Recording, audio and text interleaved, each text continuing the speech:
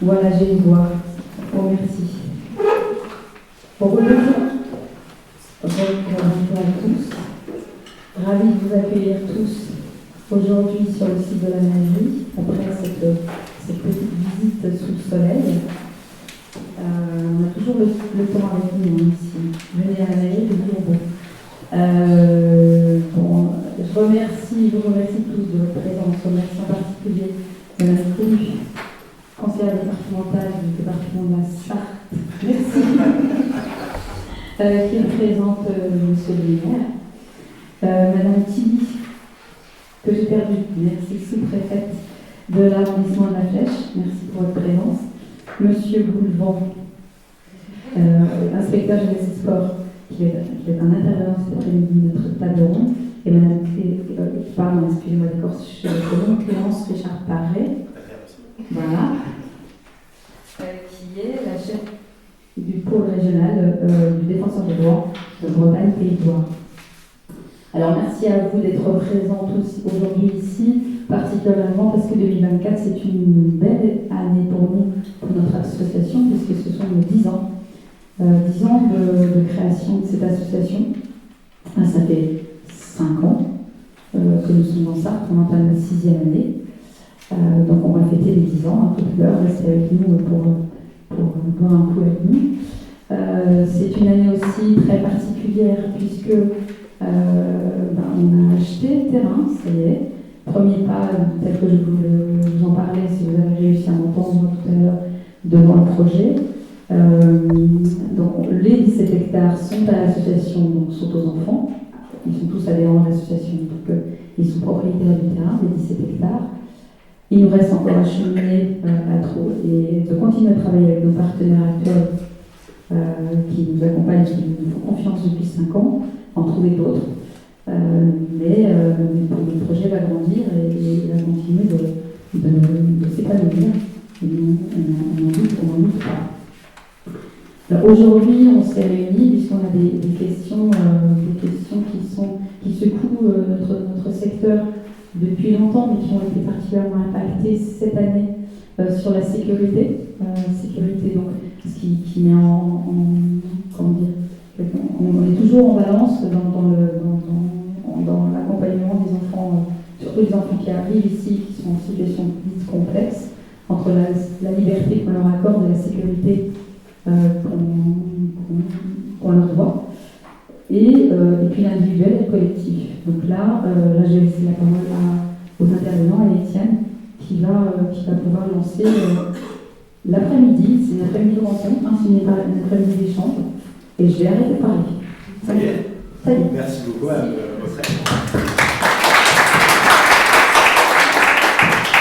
Alors c'est une après-midi, mais c'est une après-midi assez courte puisqu'elle va durer 3 quarts d'heure, parce qu'on s'est dit qu'à partir de 17h, on se retrouverait plutôt autour d'un verre convivial pour poursuivre les échanges. Donc si on se tient à ce programme de 16h. De 16h, oui, sinon ça ferait 1h03. Mais donc si on se tient à ce programme d'être à 16h plutôt du côté des jus de pommes et autres sucreries locales, voilà, produits locaux, on a 3 quarts d'heure. Donc ces 3 quarts d'heure-là, on va les consacrer à développer un peu cette problématique de la conciliation entre des libertés et quelle liberté et la sécurité, certaines contraintes qui s'imposent aux accueils, notamment les accueils collectifs de mineurs. Et donc on va laisser la parole successivement à nos 2 intervenants qui viennent d'être présentés pour qu'ils en disent plus et qu'ils approfondissent. Puis on va essayer de faire en sorte d'avoir un temps d'échange après. On était parti sur des idées de petits groupes et de temps de réflexion en petits groupes. Le plus probable, c'est qu'on essaye de prendre un temps chacun après les interventions de Madame Richard-Paré et Monsieur Boulevant pour faire redescendre un peu les premières informations, notamment que vous avez eues pendant la balade dans la forêt et puis au regard de leur intervention à eux. Vous puissiez vous mettre un peu de votre compréhension des enjeux, de vos attentes, de vos étonnements, et puis qu'on reprenne un temps tous ensemble pour en discuter et en échanger avec nos intervenants. Voilà. Donc ce que je vous propose, c'est d'écouter Madame Richard-Paré, qui est la déléguée du défenseur des droits, chef de pôle, et qui va pouvoir nous expliquer un peu son rôle. Et rétablir la vérité, parce que je viens de dire. D'accord. Bonjour à tous, moi je suis Clémence Richard-Paré et je travaille au défenseur des droits. Je représente en fait le défenseur coordonne notamment toutes les actions des délégués bénévoles qui accueillent les personnes dans différentes structures de proximité sur le territoire. Et puis aussi, je participe à des actions de promotion de notre institution en Bretagne et en Pays de la Loire. Tout d'abord, déjà un grand merci à l'association Avenir Vacances pour l'organisation de cet après-midi. Moi, j'ai vraiment adoré la visite de la forêt. Je trouve que c'est intéressant et que ça répond à pas mal d'enjeux en fait, dont nous on parle au niveau du défenseur des droits. Il faut dire qu'au niveau du défenseur des droits, le droit des enfants, en fait, c'est une de nos compétences, c'est une préoccupation très importante pour nous, et que chaque année, en fait, on sort un rapport annuel sur les droits des enfants avec des thématiques spécifiques. Et cette année, le rapport là dont je vais vous parler très rapidement, en fait, porte une question qui va vous intéresser puisque ça porte sur le droit au sport, à la culture et aux loisirs des enfants. Peut-être juste pour commencer quand même, parce que je sais qu'on n'est malheureusement pas suffisamment connu, peut-être vous présenter rapidement en fait c'est quoi le défenseur des droits. Le défenseur des droits, c'est une autorité administrative indépendante. Donc on est rattaché à aucun ministère, on ne reçoit aucune instruction de la part des gouvernements et on a pour mission en fait de veiller au respect des droits des personnes qui résident sur le territoire français. On est représenté par Claire Hédon. Vous l'avez peut-être entendu, on entend parfois dans les médias sur nos différentes thématiques. On agit sur 5 domaines de compétences, les litiges éventuels que peuvent avoir les personnes avec les services publics, tout ce qui concerne l'intérêt supérieur des enfants dont on parle aujourd'hui, mais aussi tout ce qui concerne la lutte contre les discriminations de manière plus générale, tous les manquements à la déontologie des forces de sécurité publiques ou privées, et puis l'information, l'orientation et la protection des lanceurs d'alerte. On intervient autour de 2 types d'actions. La protection des droits, donc ça c'est le fait en fait quand les personnes se sentent atteintes dans leurs droits, on va les accompagner pour essayer de les rétablir dans leurs droits. Et ça, elles peuvent nous saisir gratuitement, soit par internet, soit en rencontrant un de nos délégués bénévoles qui interviennent dans les structures de proximité. Et vous dire que ça concerne bien toutes les personnes qui résident sur le territoire français sans condition de citoyenneté. Sans condition de citoyenneté, ça veut dire qu'on peut être saisi par les personnes étrangères, y compris quand elles sont en situation irrégulière. Et puis ça veut dire aussi qu'on peut être saisi par les enfants directement de moins de 18 ans. Et puis on a aussi des actions de promotion des droits, c'est-à-dire des actions qui permettent en fait de permettre aux personnes de mieux s'approprier leurs droits, leurs accompagnants aussi, de faire évoluer les pratiques pour plus de respect des droits des personnes et de faire aussi évoluer la loi pour plus de respect des droits fondamentaux, dont ça passe à la fois par des actions de promotion, des avis au Parlement, et puis aussi des interventions publiques et des rencontres avec les partenaires comme on est en train de faire. En matière de droits des enfants, on est saisi en fait sur différents champs. On est saisi de problématiques qui relèvent de la protection de l'enfance. On est saisi des problématiques qui relèvent de la scolarisation. On est saisi de thématiques qui relèvent des enfants en situation de handicap, des enfants qui sont en proie à des difficultés de santé, et puis aussi des choses qui relèvent de la justice familiale, des mineurs étrangers isolés, et de problématiques pénales. Donc voilà, ça c'était un peu pour vous représenter c'est qui le défenseur des droits. En ce qui concerne notre rapport annuel, je vous en ai apporté quelques exemplaires là-bas. Il est là. Ça donne chaud.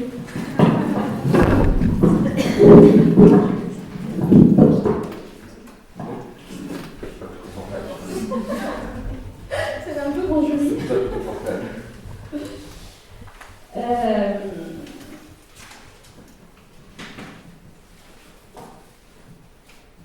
Donc la thématique de cette année pour notre rapport annuel, c'est le droit au sport, aux loisirs et à la culture des enfants. Alors on associe souvent enfants et loisirs, on associe de manière moins évidente loisirs et droits. Et pourtant, le droit au repos et au loisir, c'est bien un droit qui est consacré, tant sur le plan international par la Convention internationale des droits de l'enfant, tant au niveau national dans le point 11 en fait le préambule de notre Constitution. La notion de repos et de loisir, elle est importante de se redire qu'au niveau légal, elle est définie en fait elle recouvre un large champ qui va du répit, le fait aussi de ne rien faire, le fait de partir en vacances, de faire des choses spontanées, des activités physiques, des activités sportives, des activités culturelles, et ça, que ce soit dans le cadre individuel ou collectif. Et loin d'être un droit secondaire, c'est pour nous un droit en fait c'est un droit qui est consacré parce qu'il participe beaucoup de l'épanouissement. Je souhaite me suivre.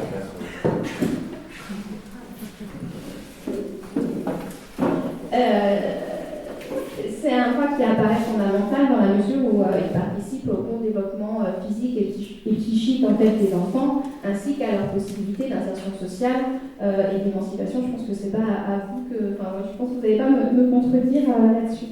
Et en ce sens, c'est pour nous un droit en fait qui est vraiment très interconnecté avec les autres droits des enfants.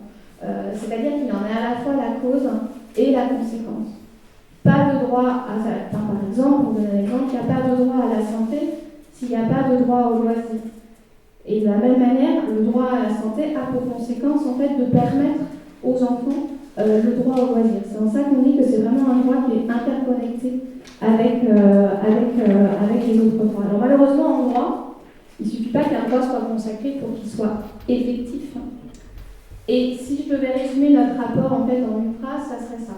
Ça serait en fait qu'on a un très grand écart entre l'effectivité, entre la consécration en fait de ce droit et la réalité qui est vécue par les enfants. Ça tient principalement à deux facteurs. L'offre de loisirs en elle-même d'une part, et la deuxième chose c'est l'accès à cette offre de loisirs quand elle existe.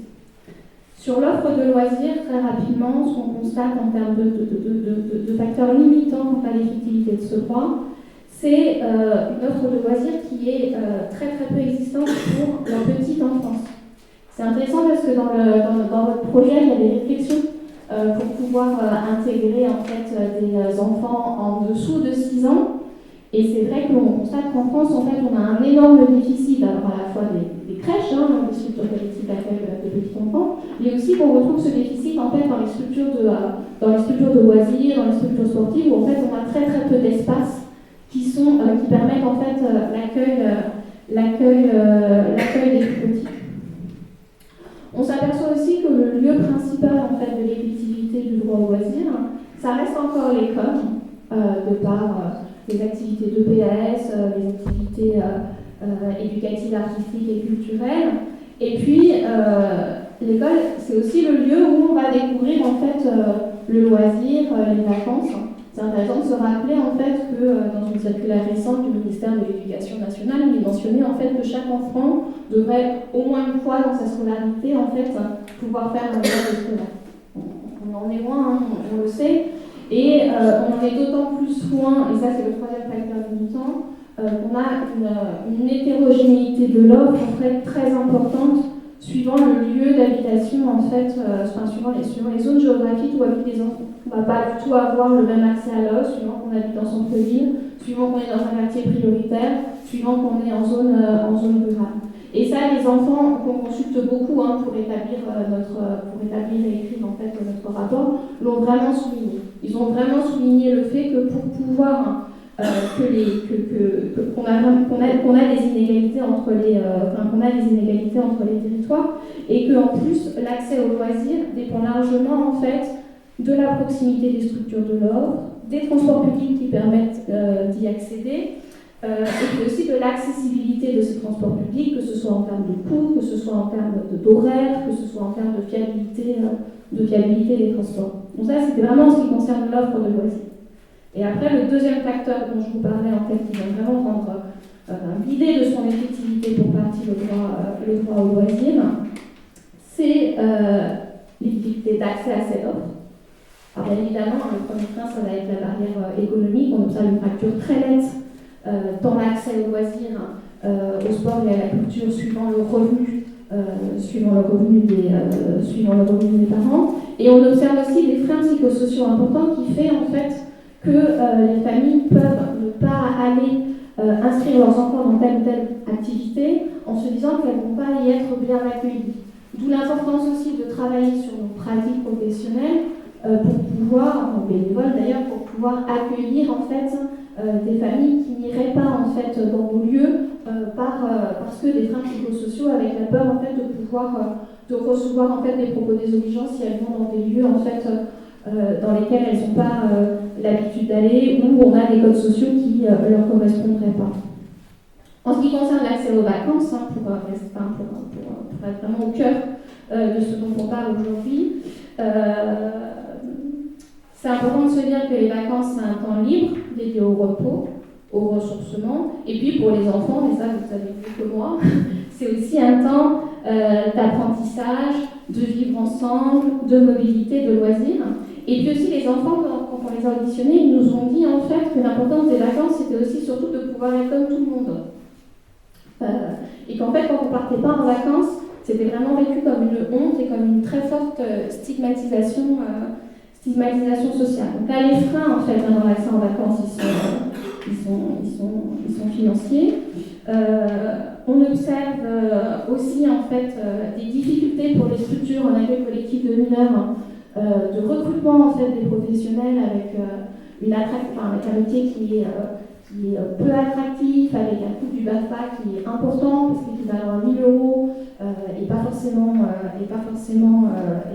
pris en charge. Et puis on en parlait tout à l'heure avec mon groupe, il y a des aides, mais en fait on a vraiment une difficulté de la visibilité de ces aides en fait, pour les familles. Il y a des familles en fait, qui rendent vraiment très compliqué l'accès à ces aides, et on constate en fait un non-recours à ces aides particulièrement important pour les familles. Et ça fait partie des recommandations du Défenseur des droits, de pouvoir créer un guichet unique d'accès à ces aides pour les familles, et puis aussi de permettre par exemple une prise en charge des BAFA en contrepartie par exemple d'un engagement minimal de travail, pour pouvoir en fait permettre à plus de personnes, de pouvoir devenir encadrants.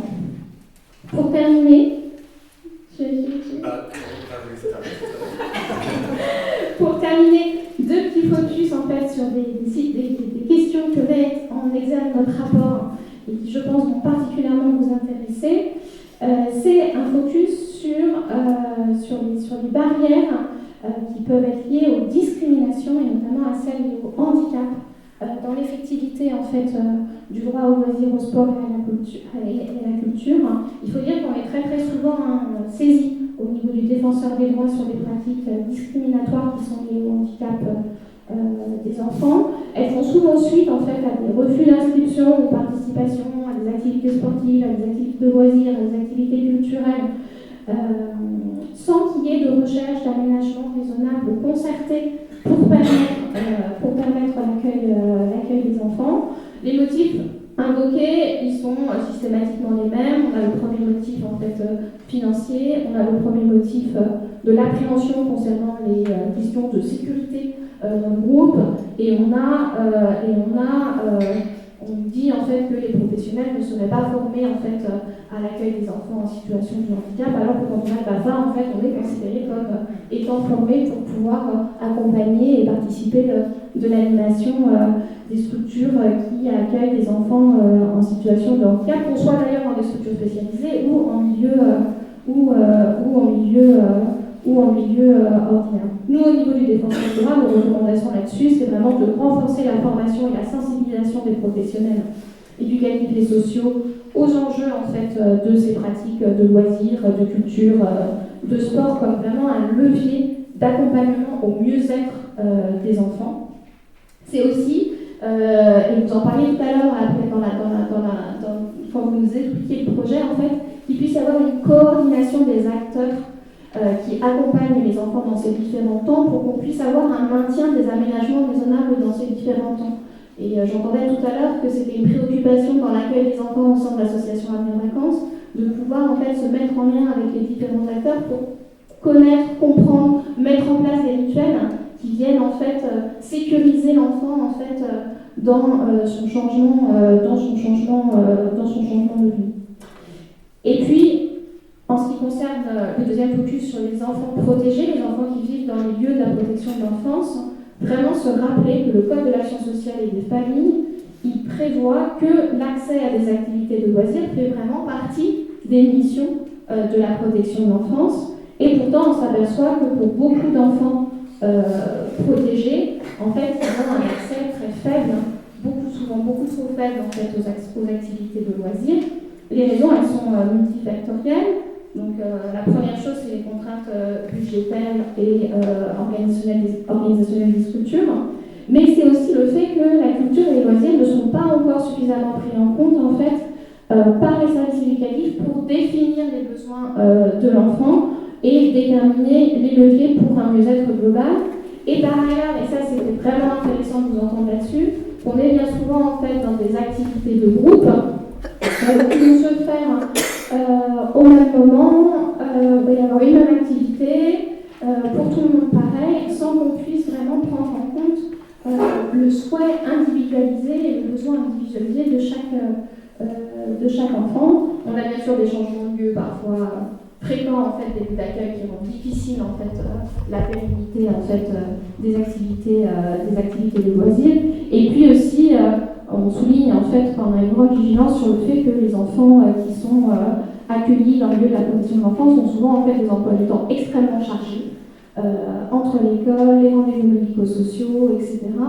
et qui font qu'on n'a pas encore suffisamment parfois de préoccupation sur justement le temps libéré, j'ai envie de dire, et le temps en fait, où l'enfant n'a rien et qui vont participer aussi participer de son développement. Nous, au niveau des recommandations des défenseurs des droits sur cette question-là, il y a vraiment de pouvoir faire en sorte en fait que le décret d'application de la loi de 2002 vienne vraiment poser qu'il y ait une obligation dans le contenu minimal des projets d'établissement de pouvoir définir un parcours culturel et sportif pour les enfants, de systématiser la désignation d'un référent sportif de loisirs et culturels au sein des professionnels de ces structures, et puis de garantir, au-delà de la pratique collective, l'accès à des activités en milieu ordinaire quand c'est possible, et intégrer le choix des pratiques individuelles dans les réflexions d'élaboration du projet autour de l'enfant.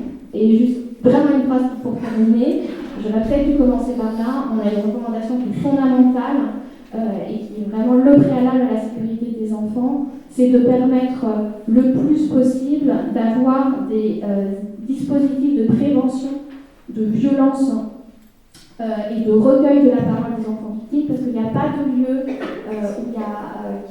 qui sont complètement protégés en fait de violence, que ce soit la violence entre enfants ou que ce soit la violence d'adultes vers les enfants, et que du coup, voilà, il y a des choses qui ont évolué par exemple dans les activités sportives, et nous on aimerait vraiment que ça puisse se généraliser partout, et y compris dans les activités de loisirs et les activités culturelles. Merci beaucoup. Merci pour ce panorama très complet, Madame Charparet. Alors, je pense qu'on va tous avoir retenu pas mal de choses, mieux compris votre rôle. Moi, je voudrais juste extraire deux petits éléments. C'est à la fois la façon dont vous décrivez les droits fondamentaux au loisir, au repos, et le fait qu'ils sont interconnectés avec les autres droits, et le fait que vous fassiez une distinction entre le droit que vous appelez consacré, qui est le droit reconnu et celui que vous portez, et le droit effectif, qui est celui qu'on arrive effectivement à faire atterrir dans les accueils, dans les lieux dans lesquels les enfants vont se poser. Et c'est un des enjeux de se dire comment concrètement, professionnels, institutions, qui sommes confrontés à ces questions-là, on fait le pont entre notre idéal, notre compréhension des besoins fondamentaux des enfants en l'occurrence, ou des jeunes porteurs de handicap ou de difficultés sociales, et puis notre capacité à les accueillir et comment. Ça fait peut-être un peu un pont avec M. Goulevent, j'espère en tout cas, parce que l'objet c'est de vous donner la parole maintenant. Il nous reste une petite demi-heure à la fois pour que vous vous présentiez et que vous expliquiez un peu les fondamentaux de votre activité, et puis pour permettre quelques rebonds avec, j'espère, un certain nombre d'entre vous qui nous feraient part de votre compréhension de ces enjeux-là et de la visite de la forêt. Bonjour à tous. Donc effectivement, Michael Goulevent, je suis inspecteur de la jeunesse et des sports. Responsable du service départemental de la jeunesse et des sports, donc rattaché depuis 3 ans maintenant à l'éducation nationale. Je ne vais pas entrer dans les détails d'une réforme de l'État qui nous a rattachés à la fois à l'autorité hiérarchique de l'inspectrice d'académie et également à la fois, nous place également sous l'autorité fonctionnelle de monsieur le préfet. Alors, quelques mots, le SDGS, qu'est-ce qu'on fait? On a deux missions. qui se décline à chaque fois en jeunesse et en sport. La première mission, c'est une mission de jeunesse, de développement, pardon, qui est en fait la mise en œuvre des politiques publiques de jeunesse et de sport. Alors, je peux en citer quelques-unes. En matière de jeunesse, justement, sur l'accès aux loisirs des jeunes, il y a tout un programme mis en place par l'État depuis la fin du premier confinement autour des colos apprenantes qui a pour but de favoriser le départ en vacances des jeunes défavorisés, que ce soit en milieu rural ou dans les quartiers prioritaires de la politique de la ville. Voilà, je donne un exemple. Il y a toute une politique sur la promotion de l'engagement des jeunes avec le service civique, avec la mise en œuvre du service national universel. Et puis si je cite quelques exemples d'opérations qu'on est amené à mener dans le champ du sport, eh bien, je peux citer l'accompagnement notamment des élus dans leur projet de mise en œuvre d'équipements sportifs. On est amené également à accompagner les porteurs de projets qui souhaitent monter par exemple des maisons sport santé. Bon, bref, je n'épuise pas le sujet. Et puis alors, ensuite, il y a la deuxième partie qui est la protection des publics et qui nous intéresse plus particulièrement cet après-midi, qui se décline, donc, comme je le disais, elle aussi en deux versants. Versant sport avec tout ce qui relève de la protection des publics, dans les établissements, dans les structures sportives. Vous avez une réglementation avec des éducateurs sportifs dont l'exercice professionnel est soumis à autorisation du préfet. Et donc, pour exercer, on a besoin d'avoir une carte professionnelle qui est délivrée par nos services. Et puis enfin, versant jeunesse, l'activité des accueils collectifs de mineurs. Alors, je voudrais revenir peut-être sur la définition de ces derniers, de quoi on parle quand on parle des accueils collectifs de mineurs. Je pense que le meilleur moyen, finalement, de donner à voir ce que c'est d'abord d'illustrer. Il y a deux types d'accueils collectifs de mineurs. Il y a les accueils sans hébergement. Donc c'est l'accueil de loisirs périscolaire, l'accueil dans lequel le parent va mettre son enfant avant la classe, avant l'ouverture de l'école, ou la structure où il va récupérer son enfant à la fin de la journée de la classe, l'accueil du mercredi, l'accueil qui fonctionne durant les vacances scolaires. Et puis il y a les accueils avec hébergement, où là on a les séjours de vacances qu'on appelait autrefois, ce qu'on continue d'appeler les colonies de vacances, donc l'activité qui est mise en place ici par l'association Avenir. Et puis vous avez les camps de scoutisme. Et donc nous, notre rôle, c'est de veiller à ce que ces organisateurs appliquent bien la réglementation qui est prévue dans le cadre de ces accueils collectifs de mineurs. Alors, ces accueils collectifs de mineurs, ce qui me paraît également important de signaler, c'est que l'État leur reconnaît un caractère éducatif qui les distingue de simples garderies. C'est important de le dire, puisque dans une garderie, les adultes ont une posture de surveillant, et donc ils vont simplement s'assurer que les conditions minimales de sécurité sont respectées. Alors que quand on parle d'accueil collectif de mineurs, on va au-delà de la simple exigence de sécurité, et ça suppose que la structure dispose d'un projet éducatif. Donc ça me paraît important, je reviendrai sur cette notion de projet éducatif. Ce qui me paraît également intéressant d'avoir à l'esprit, c'est que la sécurité, elle repose en premier lieu sur les organisateurs. Alors quelles sont les obligations de ces organisateurs? Déjà, une obligation de se déclarer auprès de notre service.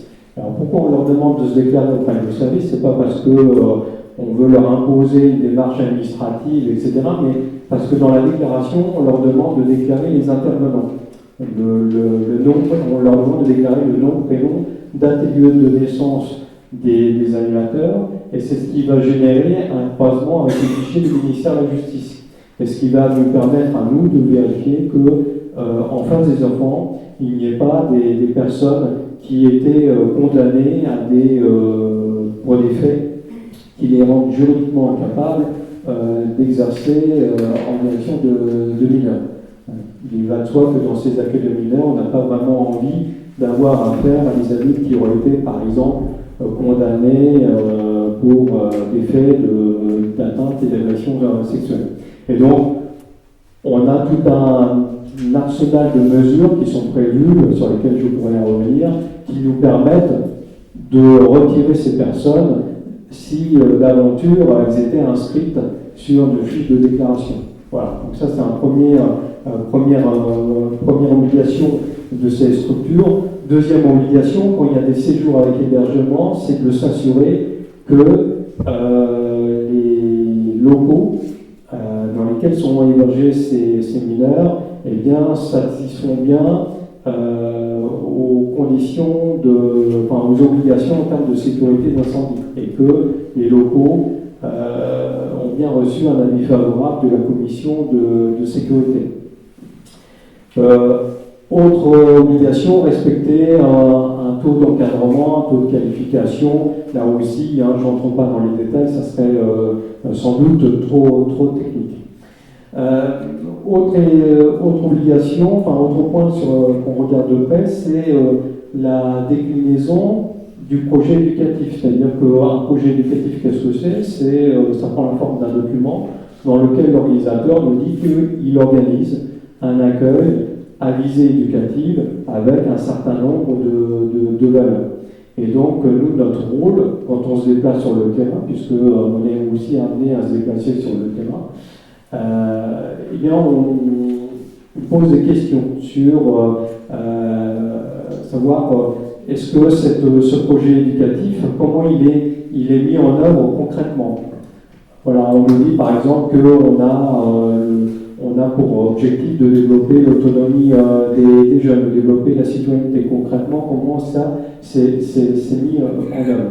Alors ces questions-là, à notre sens, elles ne sont pas anecdotiques, elles sont quand même d'importance, parce que c'est vrai que dans notre esprit, on ne sépare pas, et ça rejoint le thème de notre après-midi, on ne sépare pas ce qui relève du réglementaire et ce qui relève de la pédagogie, ce qui relève du loisir. Pourquoi? Parce que plus la question pédagogique aura été pensée par les équipes, en tout cas on peut le penser, plus les conditions d'accueil seront sécurisées. J'ai un exemple assez en tête issu d'une précédente affectation où dans un accueil de loisirs, c'était un accueil sans hébergement, mais peu importe, on avait eu à faire un accident s'était produit très grave. En fait, alors je ne voudrais pas donner l'impression que c'est la situation dans tous les accueils le moins secours, mais bon, ça permet quand même de donner à penser. Dans cet accueil, sans doute, on n'avait pas été très loin dans la réflexion pédagogique et l'animateur n'avait rien trouvé de mieux de proposer aux enfants qu'une activité qu'il avait appelée activité Koh-Lanta, inspirée de ce fameux jeu à la télévision.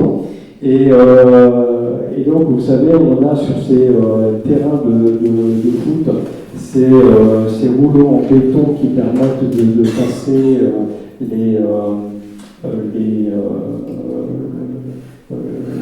le sol, etc.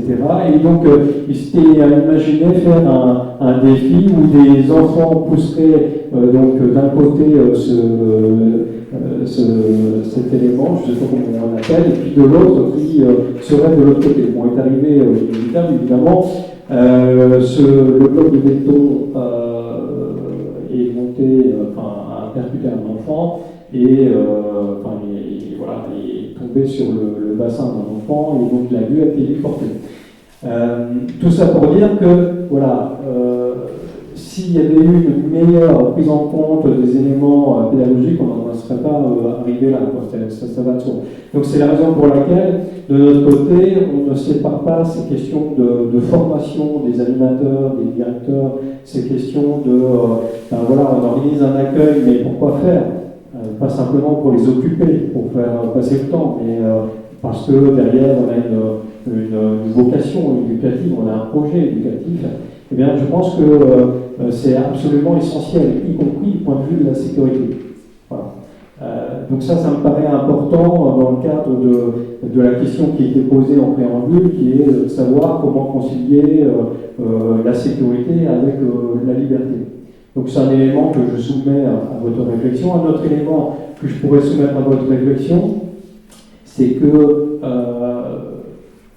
bien souvent, alors, on a un certain nombre de réglementations qui s'imposent à ces accueils, qui sont assez complexes. Hein. J'ai cité quelques obligations issues du Code de l'action sociale des familles, avec un peu d'encadrement, un peu de qualification. Je parlais tout à l'heure des locaux, c'est un autre code, c'est le code de l'habitation. Si on transporte des mineurs, ça va de soi, il faut respecter le code de la route, c'est encore un autre code. Si on fait un pique-nique, eh bien, il faut respecter encore un autre code, le code de la santé publique, parce qu'il y a des réglementations en termes de la sécurité sanitaire des aliments, et ça se pose en particulier pour les accueils du scoutisme. Voilà. Alors, on peut avoir comme ça l'idée que voilà, on a beaucoup de réglementations qui se superposent, qui sont complexes et qui finalement vont entraver l'action pédagogique. Et que parce qu'il y a toute cette superposition de réglementation, eh bien, on peut avoir l'impression que on ne peut pas faire grand-chose et que la marge de manœuvre des équipes pédagogiques est finalement assez réduite. Alors, nous, dans le dialogue et dans le rapport direct que nous avons avec les organisateurs, nous essayons d'aller à l'encontre de cette idée, puisque au contraire, nous pensons que, bien qu'effectivement il y ait des réglementations à respecter, une autre réglementation qui me vient à l'esprit, hein, puisqu'on parlait des feux de camp tout à l'heure, il y a un arrêté préfectoral concernant le respect, les conditions à respecter pour faire des feux de forêt, des feux. Voilà, on peut avoir cette impression que la réglementation va être un carcan qui va empêcher l'action pédagogique. Alors qu'en fait, si on y réfléchit, c'est pas parce qu'on a toutes ces réglementations que finalement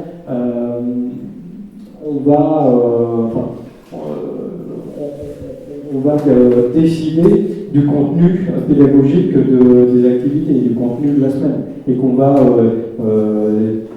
décider a priori de l'emploi du temps de l'accueil. En fait, finalement, la marge de manœuvre, elle est assez importante.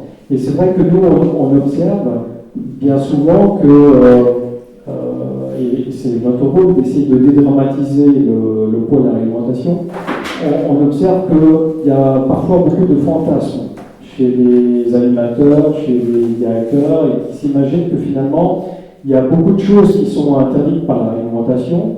Alors, l'exemple assez typique, c'est est-ce qu'on a le droit de cuisiner avec les enfants?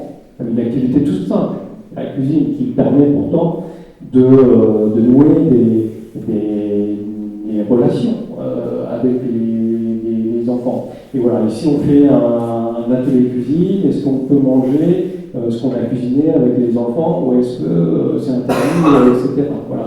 Donc nous, notre rôle, je dirais, dans le rapport que nous avons avec les organisateurs, c'est d'essayer de dédramatiser cette réglementation et de montrer au contraire qu'il y a plein de choses qui sont possibles.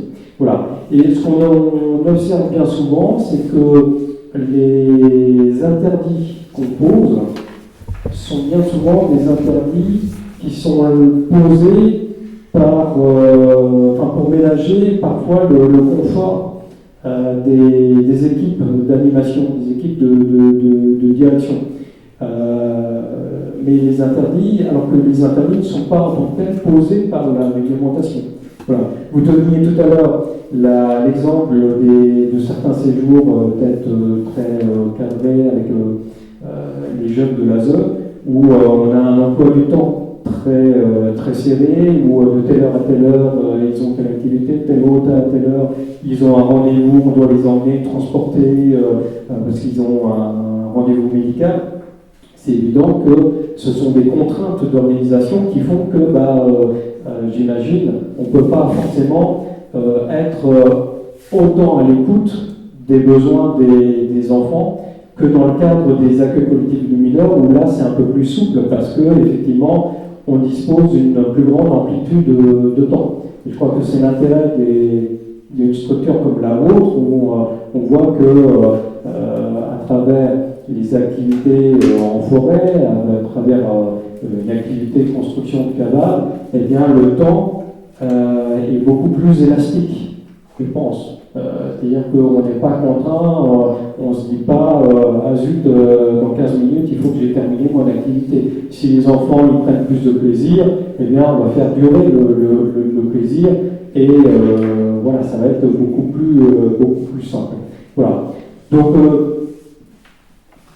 pour laisser un peu de temps, voilà, mais ça me paraissait intéressant de vous livrer quelques éléments de réflexion, de les partager avec vous et puis peut-être voilà, de réagir ensemble.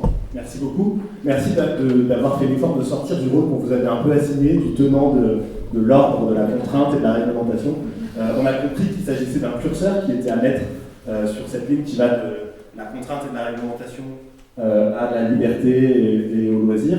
On a compris que c'était un curseur, on a compris qu'il y avait une distinction entre la mise en danger et la part de prise de risque aussi possible.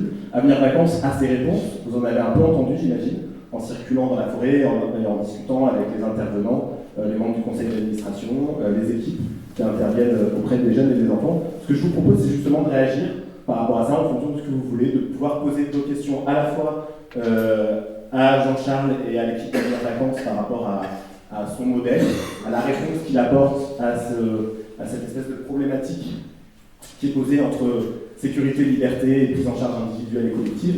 Et puis on a la chance d'avoir Madame Richard-Paret et Monsieur Couvent aussi pour apporter leur point que vous avez compris. Donc à vous les questions. Je sais que c'est toujours un peu difficile quand on lance comme ça après des interventions qui ont pu être un peu longues parce que passionnantes et détaillées. Mais est-ce que quelqu'un d'entre vous se sent de faire part d'un étonnement ou d'une surprise, d'un plaisir qu'il a eu au cours de cette visite, d'une découverte peut-être vous-même, merci beaucoup. Je me lance. J'ai été très intéressée par ce qui a été dit en début de visite, en milieu de visite, sur le fait que vous laissiez le choix aux enfants de participer ou non à l'activité. Vous leur donniez, si j'ai bien compris, la possibilité de ne pas participer à l'activité, de se reposer, de prendre un temps un peu d'intimité. Si j'ai bien retenu, il y a un taux d'encadrement qui est à peu près un animateur pour 3 ou un animateur pour 2. Et donc, moi, je ne vois pas comment vous vous organisez pour permettre à 1 ou 2 enfants sur un groupe de 3 de ne pas suivre l'activité tout en encadrant les 1 ou 2 restants. Voilà, c'est purement logistique comme question, mais ça m'inspire.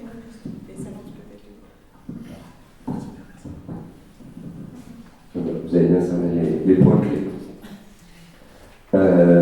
Du coup, là, sur la dernière question sur les activités, on ne va pas forcer un enfant bien sûr à faire une activité. Après, il y a beaucoup de choses que vous avez eu un petit aperçu de quelques activités. Donc on ne leur laisse pas non plus aller prendre un vélo s'ils étaient en train de faire un feu de camp. Mais ils ont le droit de ne pas y participer, de se poser, d'attendre. Et dans ce cas-là, il y a des volants, il y a des directions, il y a des petits effectifs. Mais c'est qu'il y ait toujours une autre personne qui puisse prendre le relais sur l'enfant. C'est faux. C'est pas que du 1 pour 3 en fait. C'est qu'il y a un référent pour 3 enfants là, actuellement sur les jeunes complexes qu'on accueille. Mais il y a toujours du monde en plus qui va pouvoir prendre le relais, parce qu'il y a aussi la question du rythme de l'enfant, la sieste, il y en a qui vont dormir, il y en a qui ont besoin d'une douche à un moment parce qu'ils sont pas autonomes. Enfin, il y a plein de moments où on a besoin d'un enfant qui va s'énerver, les autres ils n'ont pas besoin de rester à côté. Autant le laisser s'énerver tout seul, mais il y a quand même quelqu'un qui va garder un œil sur lui. Mais par contre, si on est plus nombreux sur les 3 enfants, là c'est bien explosif aussi parce que c'est trop cadrant pour eux. Ils n'ont plus de liberté, ils n'ont plus les moyens de s'exprimer, de jeux libres, on fait une cabane, mais ils vont faire leur cabane, ils n'ont pas besoin qu'on soit derrière chaque enfant en continu par la cabane. Il y a une sorte de dynamique de l'animateur qui va lancer l'activité et qui va être moteur, qui va aider les enfants un par un, mais c'est les enfants qui vont aussi, qui vont être acteurs. Le but c'est pas du tout que la cabane elle soit belle, Enfin, vous avez eu un exemple tout à l'heure avec les cabanes. Il n'y a pas d'obligation de résultat en fait dans ce qu'on a fait faire. C'est vraiment des activités pour le plaisir où ils vont s'inscrire dans l'activité de manière volontaire. Mais c'est là où le jeune complexe, à l'accueil, on peut faire un feu de camp. C'est parce qu'il y a toute cette relation qui s'est mise en place avec l'animateur qu'on a fait confiance, qu'on n'est pas dans la contrainte et le cadre strict avec une sanction négative, on va dire. Parce que par rapport à l'exemple du feu, là, je ne sais pas si ça a surpris certains d'entre vous, si on peut revenir peut-être un peu dessus, simplement expliquer la façon dont ça se met en place, les raisons pourquoi c'est fait, parce qu'a priori ça contrevient peut-être à certaines règles de bon sens, de sécurité. Je ne sais pas si ça a provoqué un choc, si ce n'est pas le cas, ça ne sert à rien d'en parler plus que ça, mais est-ce que ça a étonné certains d'entre vous peut-être de voir que ici, des enfants en situation de handicap ou de difficulté pouvaient faire un feu ensemble et en profiter? À la limite, peut-être au niveau de la sécurité, ce qui me poserait peut-être plus question, c'est l'espace très ouvert. J'imagine que ce n'est pas clôturé. J'imagine qu'il doit y avoir un enfant qui veut aller fuguer, se barrer sur la route ou partir le plus loin possible de travers le champ. Et voilà, et comment vous gérez ça?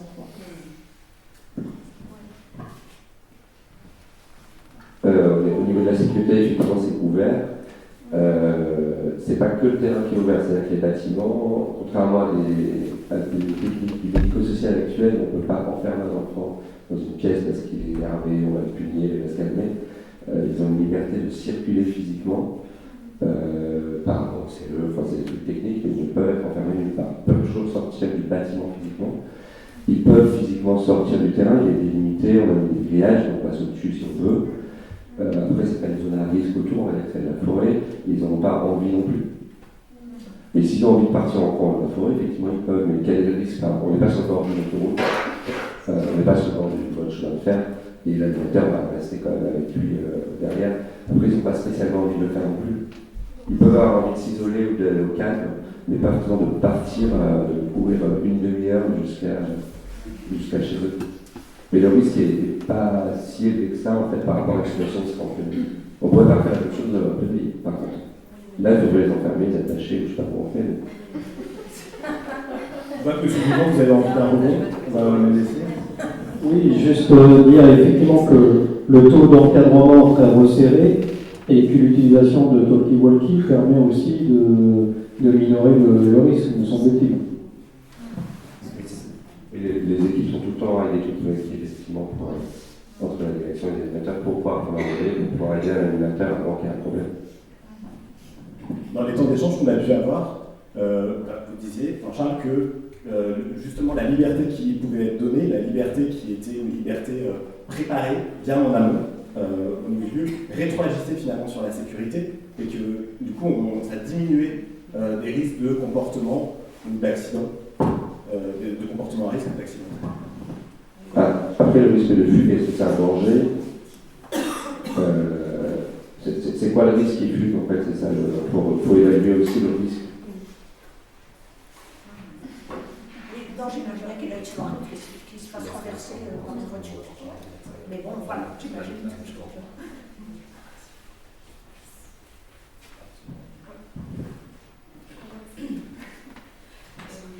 Si je peux me faire. On parlait de sécurité, je pense que, pour le coup, donc, dans mes missions actuelles, je suis en lien avec de nombreux organismes de vacances, de séjours adaptés. Je pense que la force dernière vacances, c'est que, comme vous le disiez tout à l'heure, il y a un énorme travail de fait en amont avec les familles, les institutions.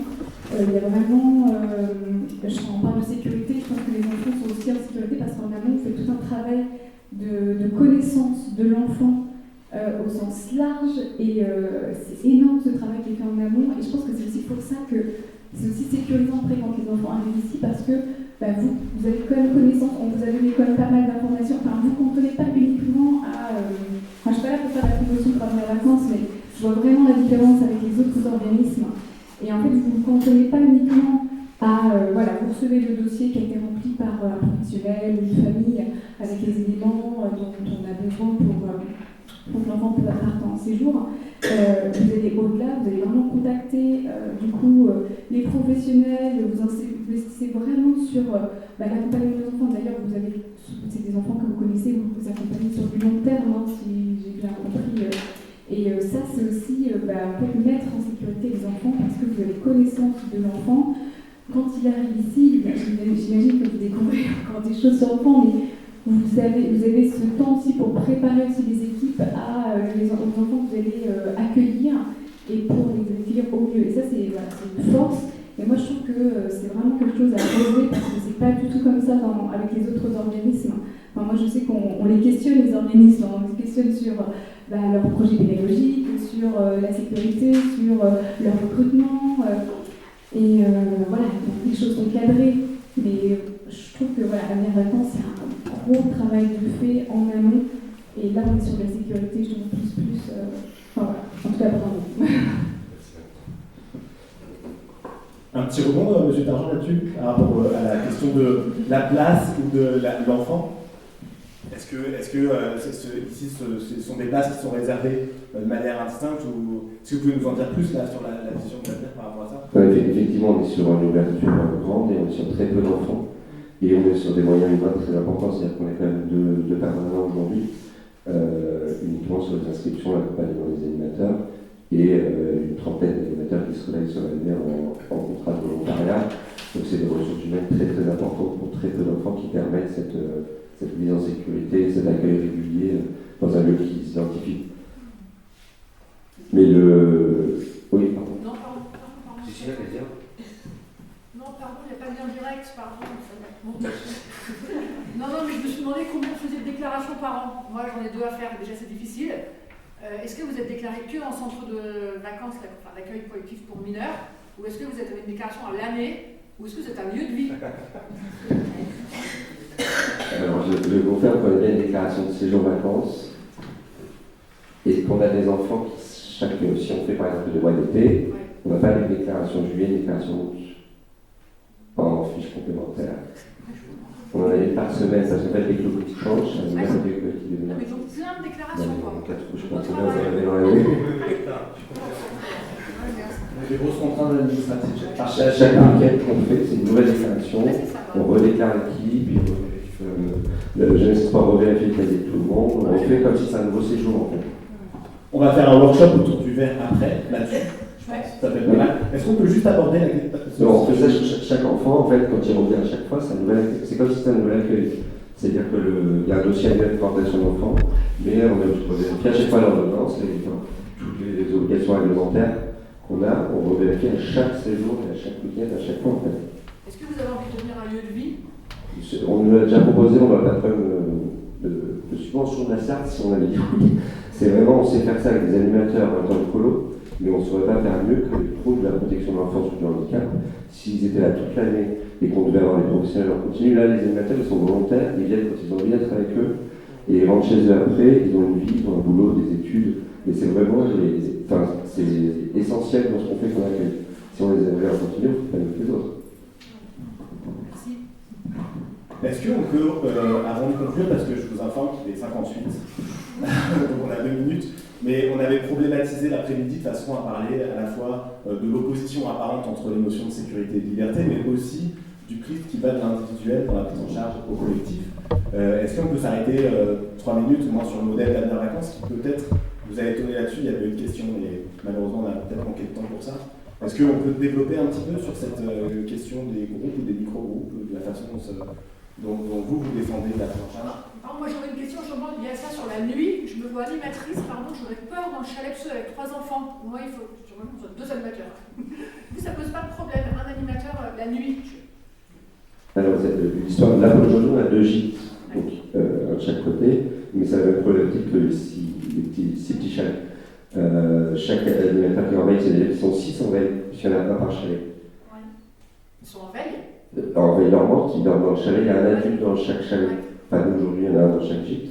Et c'est-à-dire qu'ils peuvent solliciter tout le temps quelqu'un à la direction de leur topi si ça va un problème. Ils n'ont pas peur des enfants non plus, parce qu'ils sont avec eux déjà toute la journée dans la forêt. Enfin, pour eux, ils ont plus peur la nuit que la journée. Pas peur de. Et ils sont plus à l'aise en étant seuls, ils se sentent responsables, l'animateur, alors s'ils étaient deux, pas les 23.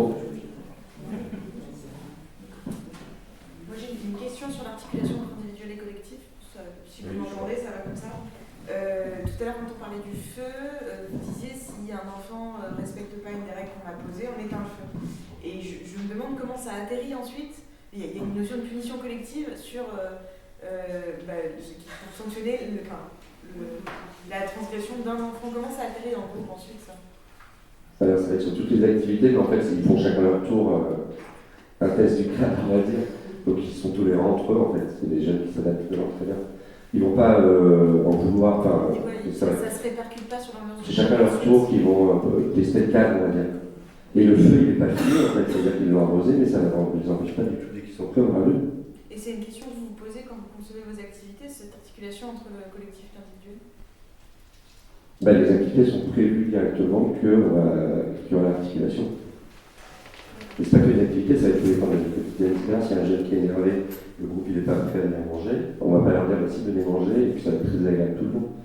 C'est en permanence cette articulation, mais ils vont s'attendre en fait, ils sont assez tolérants contre eux.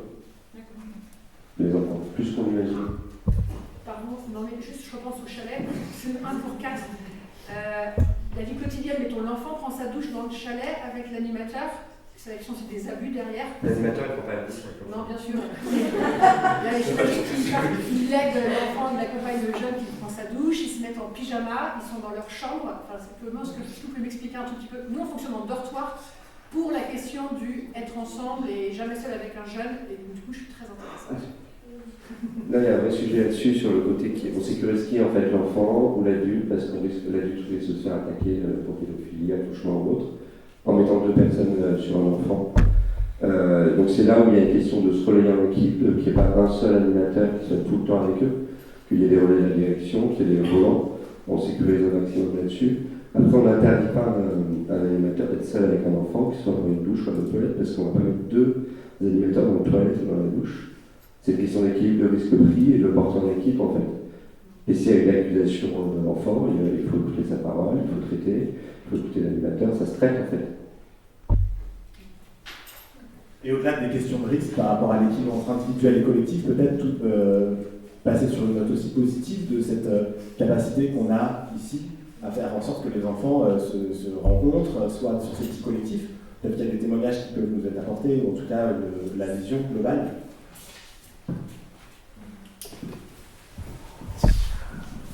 Et moi, je voulais juste un point personnel, puisque je suis présidente de l'association, mais je suis également maman d'un jeune homme, le doyen, on va dire, de l'association, et qui en semaine, en temps normal, hors vacances, passe 4 jours par semaine à notre domicile, seul avec ses parents. Alors à 30 ans, c'est pas très drôle. Et je vois bien la difficulté de faire de l'animation pour lui, pour qu'il aille au contact de d'autres personnes. C'est très très compliqué un mardi matin d'aller rencontrer des personnes quand vous êtes parent d'un jeune homme avec un handicap complexe. Et ici, il se retrouve en groupe de 3 et il suit le groupe, il est intéressé et il est dans une vie sociale qu'il ne connaît pas, qu'il connaît un petit peu dans les structures médico-sociales, dans le temps où il peut y aller, mais sur des séjours de vacances, il va passer 1 semaine, 2 semaines, 3 semaines l'été, s'il peut venir. Je sais qu'il est content parce qu'il est avec d'autres jeunes, et quand moi je le récupère à la fin des vacances et que j'ai 1 semaine d'affaires avec lui, à faire entre guillemets, mais oui, c'est un peu ça, avant qu'il retrouve le rythme médico-social, franchement c'est compliqué parce qu'il me demande tout le temps d'aller voir des gens. Et c'est pas simple, comme quoi ça lui apporte à lui un niveau développemental bas, ça lui apporte vraiment quelque chose qui n'existe pas en dehors de d'ici.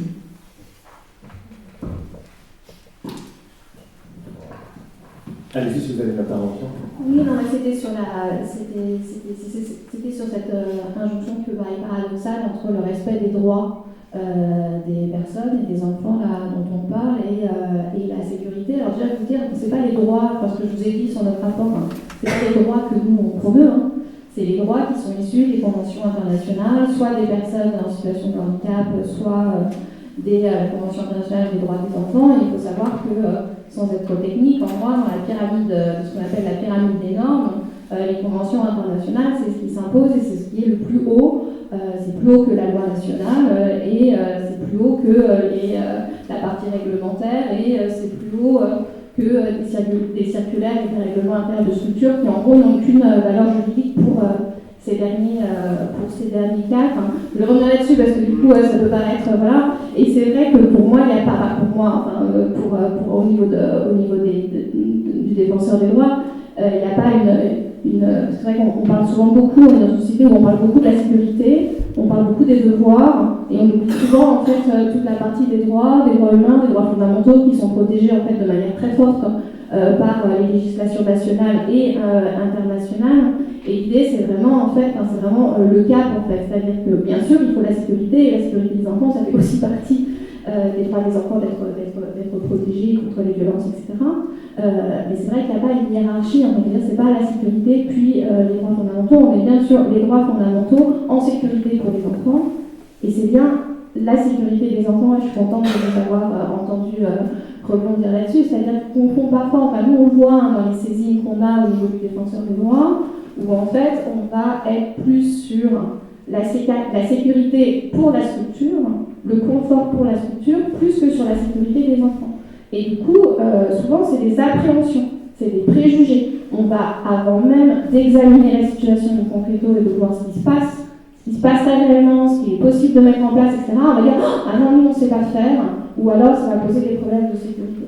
Et ça, je pense que c'est vraiment important, justement, dans cette tension, en fait, respect des droits fondamentaux des personnes et sécurité. On est bien sur la sécurité de l'enfant, on n'est pas tant sur le confort des structures, et aussi qu'on est bien sur une appréciation à chaque fois, in concreto, de manière individualisée, de ce qui va se passer, et qu'on ne peut pas être en fait sur des grands principes qui viennent préjuger du risque sécuritaire de la situation.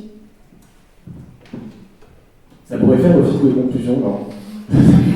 C'était plutôt adapté pour ça. Donc, je propose qu'on poursuive les échanges autour du verre auquel nous invite à venir vacances. Un grand merci à chacun pour revenir votre intervention. Il y a encore de quoi échanger. Merci. Oui, pardon, merci.